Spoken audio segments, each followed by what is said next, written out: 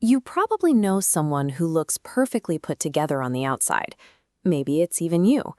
But beneath that calm exterior, their nervous system is still fighting a war that actually ended years ago. We tend to praise these specific traits. We love the friend who bends over backward to keep everyone happy, the highly observant coworker who can instantly read the mood of a room, and the fiercely independent person who handles every crisis without ever asking for help. If these were simply positive personality traits, they wouldn't carry such a heavy toll. True personality quirks don't leave you profoundly exhausted.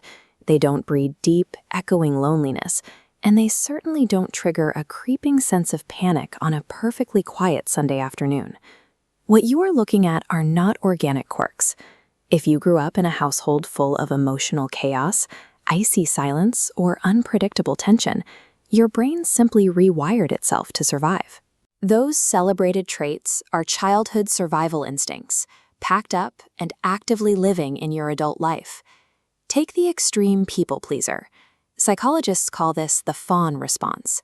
In a volatile or emotionally unavailable home, a child learns a harsh equation for safety.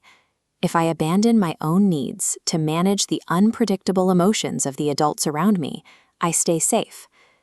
On the exact opposite end of the spectrum is the strong friend. This is counterdependency.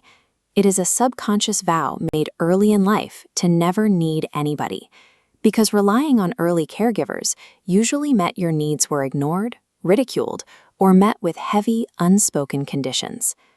Both strategies carry an immense internal cost. The person fawning constantly shapeshifts to blend into the emotional landscape of others, eventually losing their authentic identity entirely.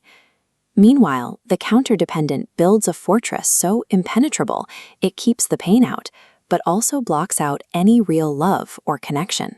The social labels of niceness or strength describe the external results of internal survival mechanisms designed to hide a person's most terrifying vulnerabilities.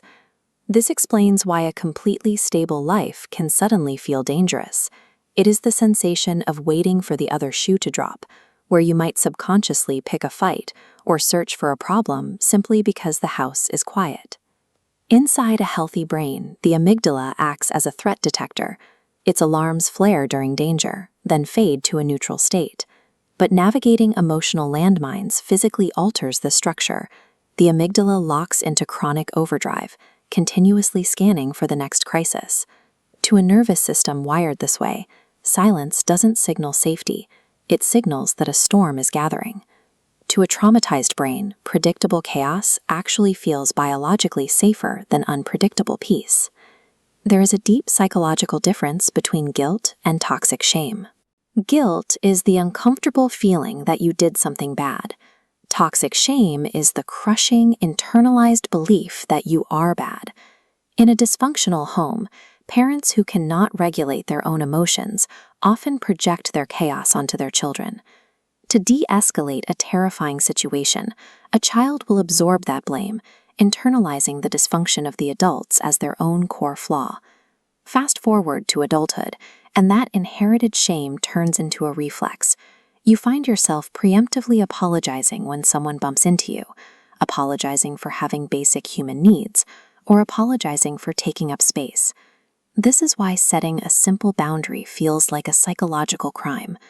The intense, almost unbearable guilt you feel when you say no isn't proof that you did something wrong. It is the weight of carrying the emotional responsibilities of adults who were too fragile to carry their own. Take a look at this visual representation of memory fragmentation. When an environment is heavily saturated with chronic stress, a developing brain will actively fracture the childhood timeline, leaving only scattered, isolated scenes to protect the conscious mind. The conscious mind is fully capable of hitting the delete button, but the human nervous system never misses a detail. It records every single event. This leads to somatic memory. Every swallowed tear and moment of unspoken terror is physically absorbed directly into your fascia, muscles, and organs. Decades later, that invisible war presents as chronic fatigue, rigid muscle tension, or inexplicable stomach pain. When you experience these physical symptoms, your body is not betraying you. It is speaking the only language it knows. It is holding on to the invisible war, keeping the score until your environment is finally safe enough for you to process it. You are not inherently broken. You are just a remarkably tired traveler, carrying massive, heavy luggage from a terrible trip you never asked to take. That childhood necessity, predicting a parent's next move to stay safe, transformed your brain into a high-resolution emotional radar. You don't just see people. You intuitively detect the subtle shifts in a room's temperature, noticing the person in the corner who feels invisible, because you spent a lifetime learning exactly how that feels. Alongside that empathy is an intense psychological resilience. You learned how to expertly navigate complex emotional warfare, mediating arguments and reading shifting moods, long before you even knew how to drive a car. But we do not glorify trauma.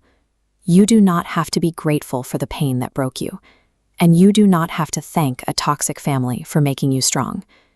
You built that incredible resilience in spite of your environment, not because of it.